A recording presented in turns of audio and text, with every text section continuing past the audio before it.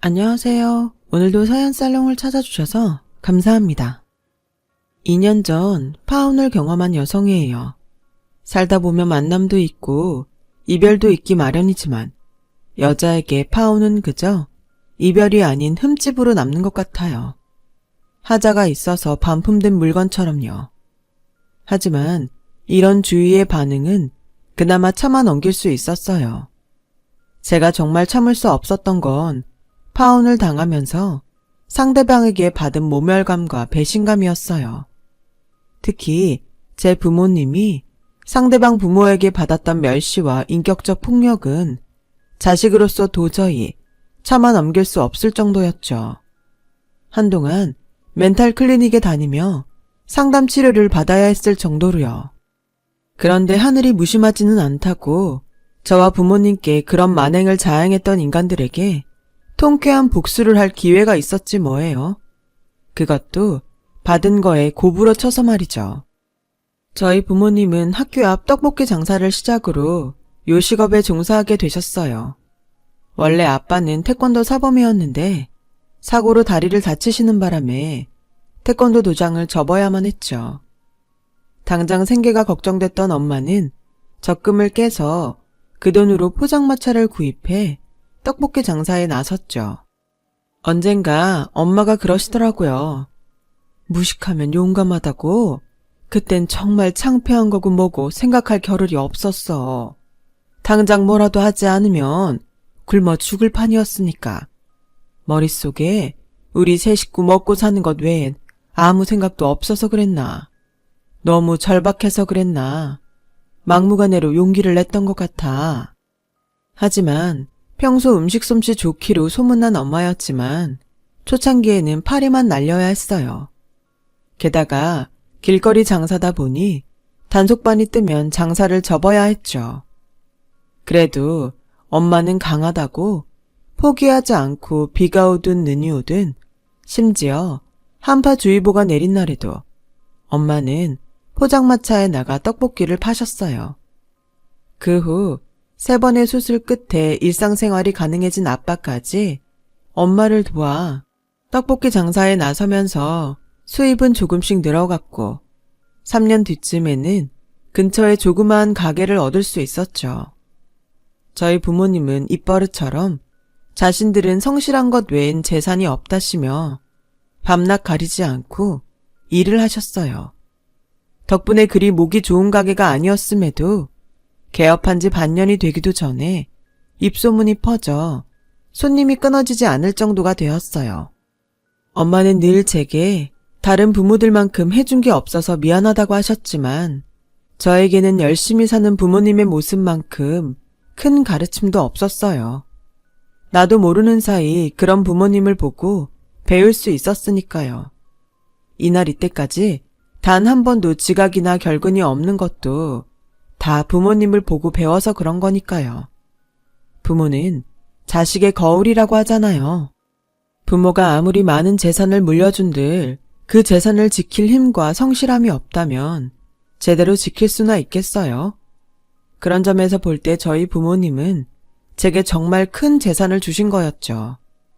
어릴 때부터 맞벌이를 하는 부모님 밑에서 자랐던 저는 초등학교에 들어가면서부터 책가방 챙기는 것부터 실내화 빠는 것까지 모두 제가 직접 했어요.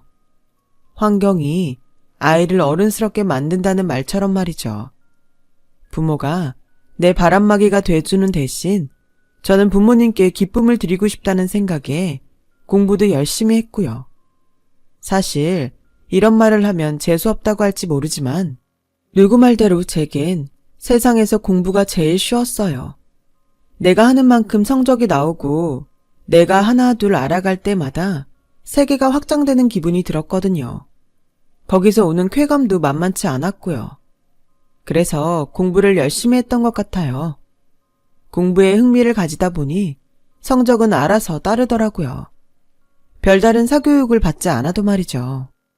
그런 저를 보고 주변 사람들이 저희 엄마한테 그런 말을 하더래요. 자기는 딸을 밥만 먹여 키웠는데도 어쩜 그렇게 잘 키웠어? 라고 말이죠. 하지만 제 생각은 좀 달라요. 부모가 세상을 바르게 살지 않는데 어떻게 자식의 길을 잃지 않고 바른 길로 갈 수 있었겠어요? 어디까지나 자식은 부모의 등을 보고 자라는데 말이죠. 그래서 세상에서 가장 두려운 눈은 바로 자식의 눈이라고 하잖아요. 하지만 이런 걸 잘 아는 저 역시도 사람을 잘못 봐서 큰 고통을 받아야 했으니 헛똑똑이었죠. 대학을 졸업하던 해 바로 대기업에 취직을 하게 된 저는 사회 초년생이 다 그렇듯 하루빨리 사회에 적응하기 위해 발버둥 치고 있었어요. 누군가의 도움이 절실하던 그때 제게 손을 내밀어준 사람이 바로 예랑이었어요. 저보다 3살 위인 예랑은 제 직속 선배였어요. 직급은 같은 사원이었지만 연차가 높은 탓에 선배라고 불렀죠. 아무리 1년 차라고는 하지만 일처리 면에서는 확실히 선배 티가 나더군요. 게다가 원체 수완이 좋아서 회사 내 줄타기에도 노련했어요. 1년 차에 벌써 대세인 전무님 라인에 합류했을 정도니까요.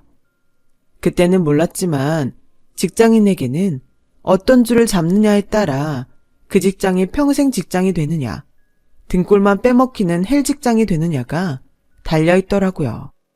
예랑의 경우는 누가 봐도 전자에 해당되는 경우였죠.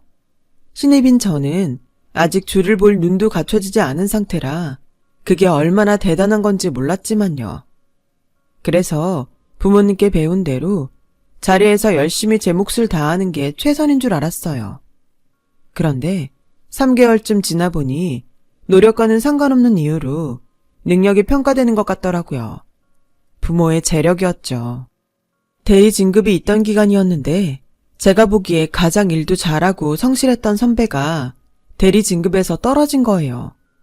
부서 내에서 일 잘하기로 소문난 선배였기에 당연히 대리 진급이 될 줄 알았는데 말이죠.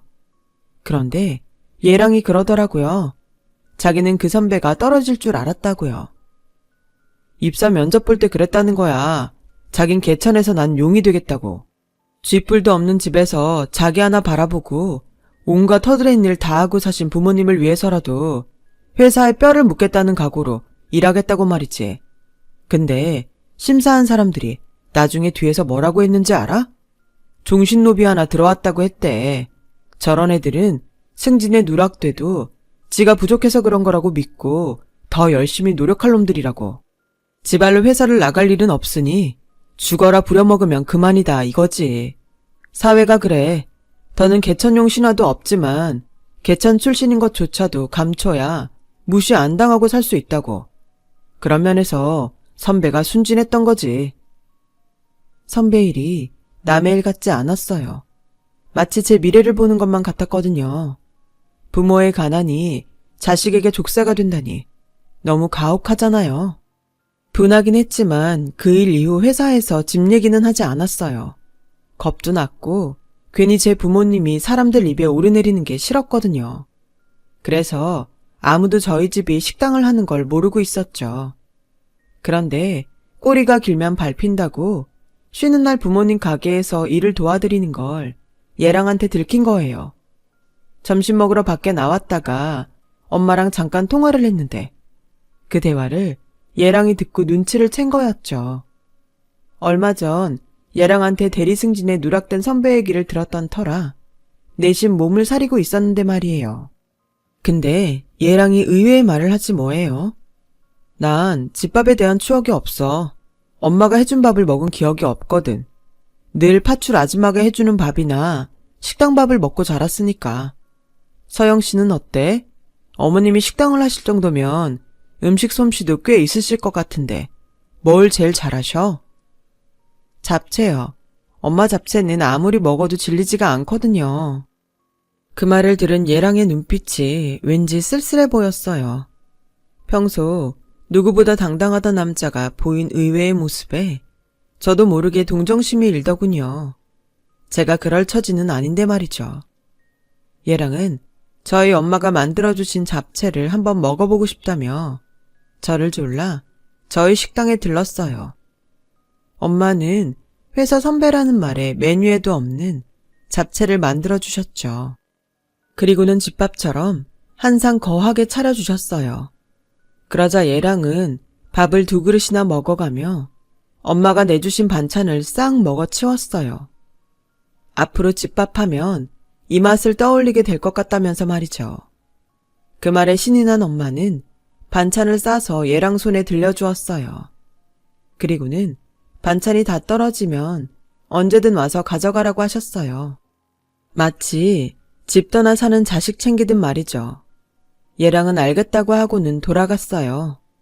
그때는 그냥 예의상 그런 거라고 생각했는데 글쎄 그 이후로 이 남자가 툭 하면 저희 가게에 가서 엄마한테 반찬을 받아가지 않겠어요?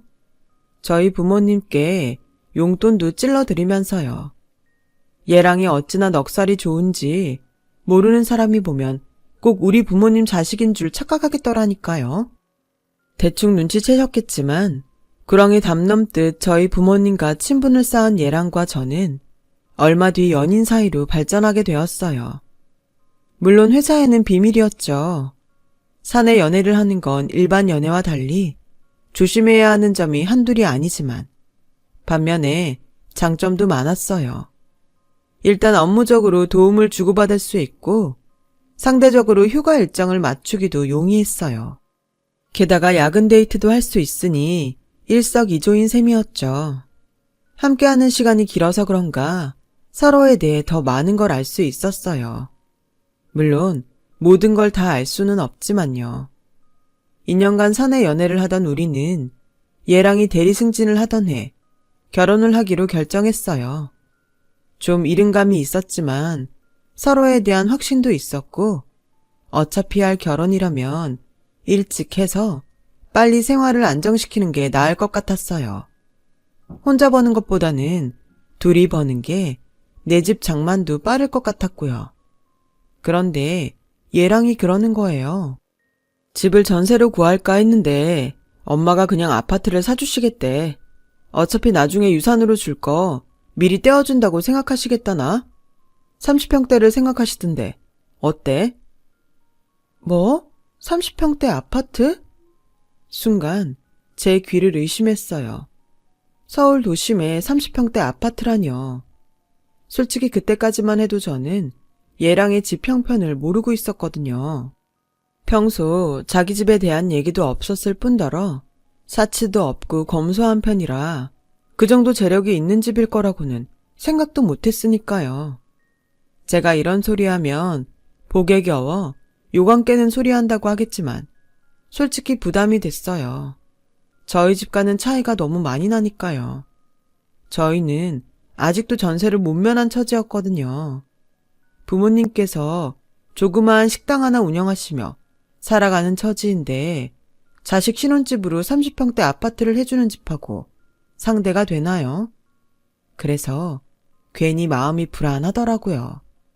그런 불길한 예감은 틀리지 않았어요. 얘랑과 함께 예비시댁을 찾았던 날이었죠. 나름 처음 뵙는 어머니께 책 잡히지 않으려고 신경 쓰고 갔는데 글쎄 집에 안 계시더라고요. 분명 며칠 전부터 약속됐던 자리인데 말이죠. 얘랑은 난감한 표정으로 제 눈치를 보기에 바빴어요. 그래서 그 마음을 풀어줄 겸 혹시 어머님이 날짜를 착각하신 걸지도 모르니 전화부터 해보라고 했어요. 그런데 그게 아니더라고요. 약속 시간을 몇 시간이나 넘기고 집에 오신 어머님이 어디 갔다 오셨냐는 얘랑의 말에 이렇게 대답하셨거든요. 뭐 대단한 사람이 온다고 내가 집에서 꽃받침하고 기다려야 돼? 됐다. 이제와 내가 싫다고 하면 이 결혼 안 할 거니? 아니잖아. 네 멋대로 고른 상대니까 결혼을 하든 이혼을 하든 니들 마음대로 해. 대신 이거 하나만 명심해라. 네가 내 아들 동거인은 될 수 있을지 몰라도 내가 널 며느리로 받아들일 일은 없을 거니까 말이야. 난 그럴 생각 추워도 없으니까. 송충이는 솔잎을 먹고 살아야지. 어디 영감생심 내 아들을 노려. 하여간 없는 집구석 애들이 더 영악하다니까. 그 말에 얘랑은 발끈했어요. 어머니 정말 왜 이러세요? 제가 누누이 말씀드렸죠. 어머니께서 계속 이러시면 저 평생 연락 끊고 살 거라고요. 그만큼 가지셨으면 됐잖아요. 제발 그 욕심 좀 버리시라고요. 전 어머니처럼 살지 않을 거예요. 불 꺼진 집에서 돈 쌓아놓고 혼자 외롭게 살기보단 좁은 집에서 복닥거리고 살더라도 온 가족이 둘러앉아 밥숟가락 부대끼며 사는 삶을 살 거라고요. 그러니까 제 결혼 반대하실 거면 어머님 마음대로 하세요. 제 마음 변할 일은 없으니까요. 얘랑은 제 손을 잡고 집을 나섰어요. 그리고는 어머님을 대신해 사과했어요. 어느 정도 예상은 했지만 첫 만남부터 이런 수모를 당하고 보니 가슴이 철렁 내려앉는 것 같더군요. 내 기분 나쁜 건 둘째치고 설마 내 부모님한테도 이런 식이면 어쩌나 걱정이 앞섰어요. 다른 건 몰라도 부모님을 건드리는 건 참을 수 없는 일이니 말이죠. 그런데 제가 우려했던 일이 결국 벌어지고 만 거예요. 점심시간이라 얘랑과 밥을 먹으러 밖으로 나왔는데 엄마한테 전화가 왔더라고요. 점심 장사로 한창 바쁠 시간인데 말이죠. 그래서 혹시 무슨 일이 있나 싶어 받았더니 여기 내 시어머니 되실 분이 와 계셔. 그때였죠. 수화기 너머로 어머님의 날카로운 목소리가 들리는 거예요. 어머, 이 여자가 미쳤나? 누가 시어머니야? 내가 왜 이런 그지 같은 집구석에서 자란 애랑 고부지간이 돼야 해? 아우, 치 떨리기 싫어. 안 봐도 지금 그곳에서 무슨 일이 벌어지고 있는지 알겠더라고요. 그래서 얘랑과 함께 부모님 가게로 달려갔어요. 식당 문을 열고 들어가 보니 한창 분배해야 할 홀 안에 어머님 혼자 앉아있더라고요. 그리고 그 앞에는 죄인처럼 고개를 숙이고 있는 저희 부모님이 계셨어요. 그때 마침 손님이 들어오자 어머님이 버럭 소리 질렀어요. 장사 안 해요! 어안이 벙벙해진 손님은 뒷걸음질치며 가버렸어요. 순간 열이 확 오르더군요. 그래서 두 주먹 꽉 쥐고 소리쳤죠. 지금 뭐 하시는 거예요? 왜 남의 영업장에 와서 행패를 부리냐고요? 하실 말씀이 있으면 미리 연락이라도 하실 일이지. 왜 남의 집 점심 장사까지 망쳐가며 이러냐고요? 일어나세요. 당장 가시라고요. 이게 어디서 되먹지 않게 큰 소리야? 왜? 내 아들이 네 편 들어주니까 눈에 뵈는 게 없니? 내가 호구로 보여? 아이고, 가게라고는 코딱지만한 거 하나 가지고 있으면서 그런 주제에 언감생심 누굴 넘봐. 더 길게 말할 거 없고 당장 헤어져. 이놈 자식, 너 이 기집애랑 끝까지 가겠다고 고집 부리면 나 너한테 유산 한 푼도 안 줄 거야. 너 내 성격 알지? 안 한다면 목에 칼이 들어와도 안 해. 그러니 네가 포기해. 엄마, 정말 이렇게까지 유치하게 나오셔야겠어요? 제발 고집 그만 부리세요. 엄마가 이 사람한테 상처 입히면 입힐수록 결국 그 상처 엄마한테 돌아오게 돼 있다고요. 저 엄마 재산에 욕심 없어요. 내가 버는 돈으로 충분히 먹고 살 수 있으니까요. 그러니까 그만하세요. 유산으로 아들을 꾀려 했던 시도가 실패하자 어머님은 얼굴이 벌겋게 달아올라선 화가 머리 끝까지 난 사람처럼 씩씩거렸어요. 너 솔직히 말해. 너 80억짜리 내 빌딩 탐나서 내 아들 꼬신 거지? 그런 거지? 말해 어서. 이런 그지 같은 집구석에서 살다간 평생 팔자 못 고칠 것 같으니까 돈 노리고 우리 집에 들어오겠다 작정한 거 아니냐고. 하필이면 들러붙어도 이런 구질구질한 집구석 인간들이 들러붙어선 사람을 혈압 오르게 하고 있어. 평생 이 엄마밖에 모르던 내 아들까지 세뇌시켜선 모자 사이를 갈라놓으려고 들어? 이 쓰레기만도 못한 년이? 죽어라 이 년아. 차라리 죽으라고. 내 눈앞에서 사라지란 말이야. 어머님은 미친 사람처럼 광분하며 들고 있던 핸드백으로 저를 때리기 시작했어요. 얘랑이 아무리 뜯어말려도 소용이 없었어요. 결국 참다 못한 제가 어머님을 힘껏 떠밀었죠. 그만하세요. 경찰 부르기 전에. 당신이 뭔데 날 때리는 겁니까? 내가 뭘 잘못했다고 이러냐고요. 당신이 80억짜리 빌딩 가진 사람이면 아무나 함부로 욕하고 때려도 되는 겁니까? 무슨 권리로요? 왜 돈 좀 있는 사람들은 하나같이 돈 없는 사람을 무시하고 괴롭혀도 된다고 생각하는 거죠? 따지고 보면 하등 그럴 권리도 없는데. 저요, 당신한테 맞을 이유 없어요. 난 당신 아들 돈 때문에 꼬신 것도 아니고 잘난 당신 돈으로 편하게 먹고 살 생각도 없어요. 난 충분히 능력이 되는 사람이니까요. 그쪽은 잘난 게 없어서 돈 가진 유세라도 떨고 싶은 모양인데 그럴 거면 드라마에서처럼 돈다발이라도 던져 주고 때리든가. 그럴 능력도 안 되는 주제에 어디서 감히 나한테 손찌검이에요. 뭐? 인연이 뚫린 입이라고 함부로 떠드는 것 좀 봐? 너 미쳤어? 아니요. 저 아주 정신 멀쩡해요. 왜? 딸 같은 애한테 이런 소리를 들으니까 자존심 상해요? 화나요? 그러게 인간 대접해줄 때 인간답게 굴었어야지. 왜 더러운 성질머리를 엄한 사람한테는 풀고 지랄이냐고요. 나요. 이 결혼 내가 안 해요. 왠지 알아요? 당신이 너무 천박해서 같이 있다가 나까지 동급으로 취급될까봐 너무 자존심 상하거든요. 그러니까 여기서 이러지 말고 그 잘난 80억짜리 건물에 가서 벽 보고 지랄을 하든 똥을 싸든 마음대로 하세요. 우리 가게에 밥 먹으러 온 거 아니면 당장 가게에서 나가주세요. 당장! 저는 어머님과 예랑을 가게에서 쫓아내고 문을 걸어버렸어요. 그러자 어머님은 소리를 고래고래 질러가면서 우리 가게 문을 부술듯이 흔들어댔고 그런 엄마의 모습이 창피했던 예랑은 힘으로 엄마를 끌고 차에 올랐어요. 그렇게 한바탕 소란이 지나가고 가게 안에는 저와 부모님만 남았어요. 저희 부모님은 아무 말 없이 황망한 표정으로 저를 바라보시더군요. 그 모습에 괜히 화가 났어요. 엄마 아빠도 그래. 왜 저런 거한테 당하고만 있어? 이 가게 차리는데 저 여자가 돈을 줬어, 땅을 줬어. 근데 왜 영업 방해를 당하면서도 아무 소리 못하고 있었냐고. 왜? 내가 결혼해서 시어머니한테 구박받을까봐 참았던 거야? 그런 거냐고. 앞으론 그러지 마요. 엄마, 아빠, 딸, 저런 인간 같지 않은 사람 시어머니로 모시고 살 만큼 바보 아니야.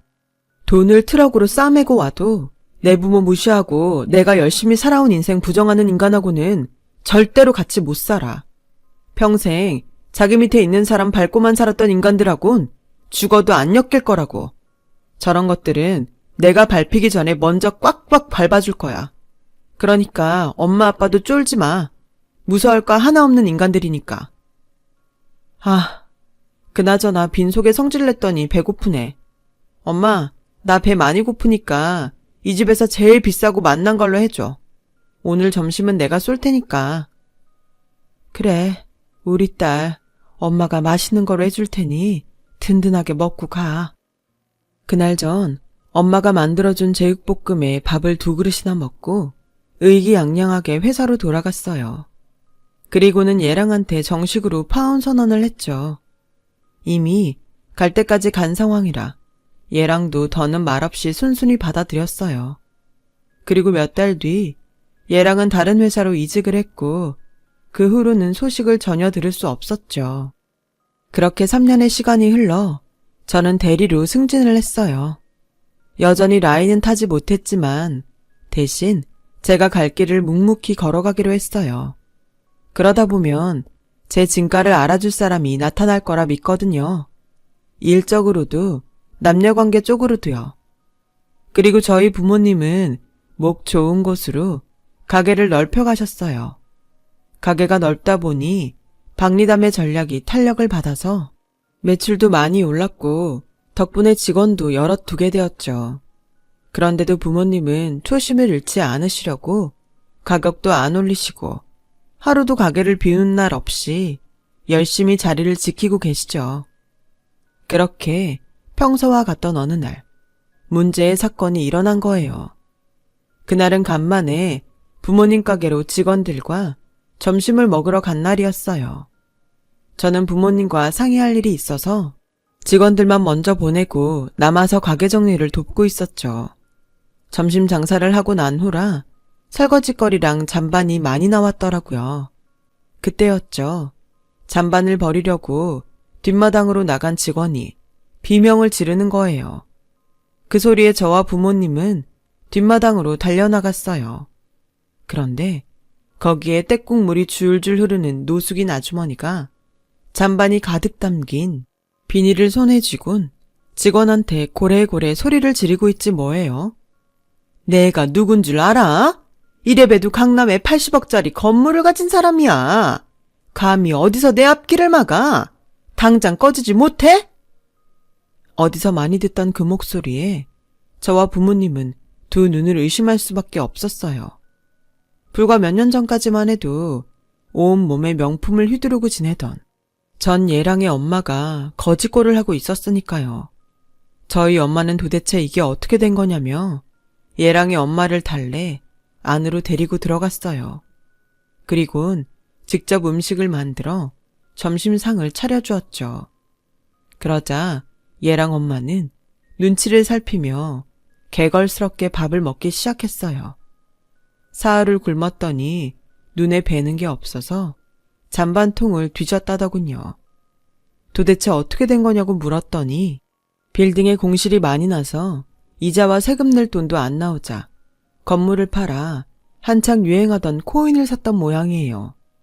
그런데 하필 코인이 폭락하는 바람에 전 재산도 날리고 아들과도 절연해 혼자 떠돌며 살았다고 하더군요. 그러면서 외계인이 자기 아들을 유괴해 간 게 아닐까 생각한다면서 그게 다 자기 80억 건물을 뺏으려는 계략인 것 같다는 둥 횡설수설을 하는 거예요. 아마도 오랜 시간 길에서 생활을 하다 보니 정신적으로 이상이 생긴 게 아닐까 싶더군요. 그 모습을 보니 안쓰럽더라고요. 한때는 너무 미워서 뒤통수라도 한 대 갈겨주고 싶었던 사람인데 이렇게 망가져선 자식도 없이 길바닥을 헤매고 있으니 말이에요. 보다 못한 아빠는 시설에 전화를 걸어 얘랑 엄마의 사정을 말했어요. 그리고 1시간쯤 뒤 시설 사람들이 와서 얘랑 엄마를 모시고 갔어요. 얘랑 엄마는 저희 부모님을 향해 넙죽 인사를 하더군요. 맛있게 잘 먹었습니다. 감사합니다. 한때는 돈 좀 있다고 자기 위에 사람 없는 것처럼 굴더니 이제는 줄인 배를 채울 걸 찾아 남이 먹던 잔반까지 훔쳐야 하는 신세가 되더니 인생 참 묘하게 느껴지더라고요. 그러면서 한편으로는 돈 좀 있다고 자신을 무시하던 여자한테 따뜻한 밥상을 차려준 엄마야말로 우아하게 복수하는 법을 아는 사람이 아닐까 하는 생각을 했습니다. 돈보다 더 값비싼 건 바로 사람의 마음일 테니까요. 지금까지 제 사연을 들어주셔서 감사드려요. 들어주신 모든 분들 따뜻한 마음을 가진 인연들과 따뜻한 삶이 이어지시길 바랍니다. 여러분, 사연 댓글에 응원과 현명한 조언 부탁드려요. 좋아요와 구독은 저에게 큰 힘이 됩니다. 오늘도 좋은 일 가득하세요.